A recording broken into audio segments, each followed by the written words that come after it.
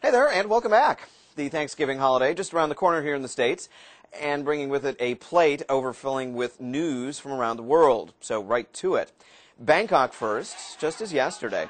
The situation's shakier now, however. Anti-government protesters occupying Bangkok's airports, all but shutting down travel.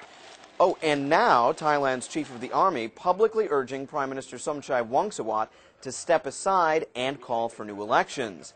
In a news conference, General Anupong Pajinda making clear that this is no coup, rather a suggestion. A very public suggestion. Well, for his part, Prime Minister Somchai, just about the only person flying into or out of Thailand, returning home after this weekend's APEC conference, his office making no comment whatsoever. Kaboom! Well, to Venezuela now, the port city of La Guaira hosting joint naval exercises between Venezuela and Russia. Moscow sending a number of warships, including the behemoth Peter the Great flagship. Aye, aye. This the first time in decades that Russia's Navy journeying to the warm Caribbean waters. Sure beats the Baltic, eh, boys? Well, the maneuvers coinciding with Dmitry Medvedev's visit to Caracas, the first ever for a Russian president. The naval display will be continuing for several days, all of them very much before as many cameras as possible. Well, two items for you now that we're calling news that may or may not be news yet. We just have to wait and see. Item number one, right here in Washington, speculation swirling that current Bush Defense Secretary Robert Gates may stay on in his post in the Obama administration. File footage here of Mr. Gates. Now, no official announcement is expected until next week, but Mr. Gates staying on at the Pentagon would provide continuity while the U.S. has boots on the ground in two wars. Also rumored, media reporting that retired Marine General James Jones, there he is, set to be tapped as Mr. Obama's national security advisor. General Jones, a former Supreme Allied commander in Europe, bringing particular knowledge on the conflicts in Iraq and Afghanistan. And to a story that was, and then wasn't, and maybe now, in fact, is again news. Either way, it's definitely a story. This taking us to Kuala Lumpur in Malaysia. Now, it's there this last weekend a top Muslim council issued a fatwa against yoga.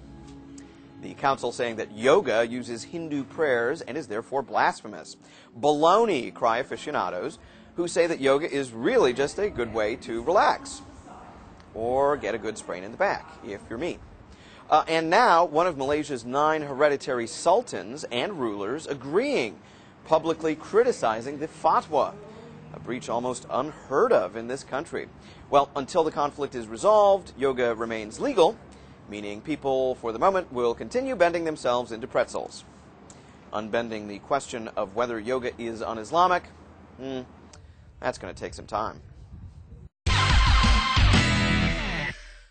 Okay, as we mentioned, it isn't even Thanksgiving, and already we're being bombarded by Santa stories here.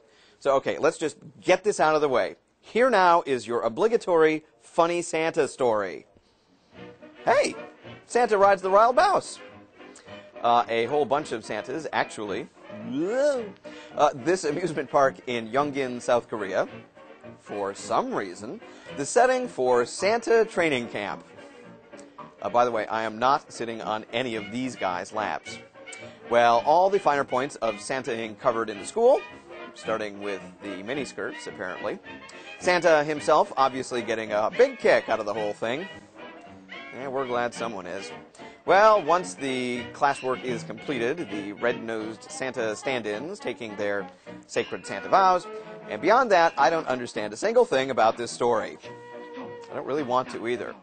So, okay, you've now got your silly Santa story. Happy now? Strangely, I am. Well, that is your download for today. And by the way, we are very thankful that you stop by each and every day. Hope you continue to do so, and we'll see you again soon.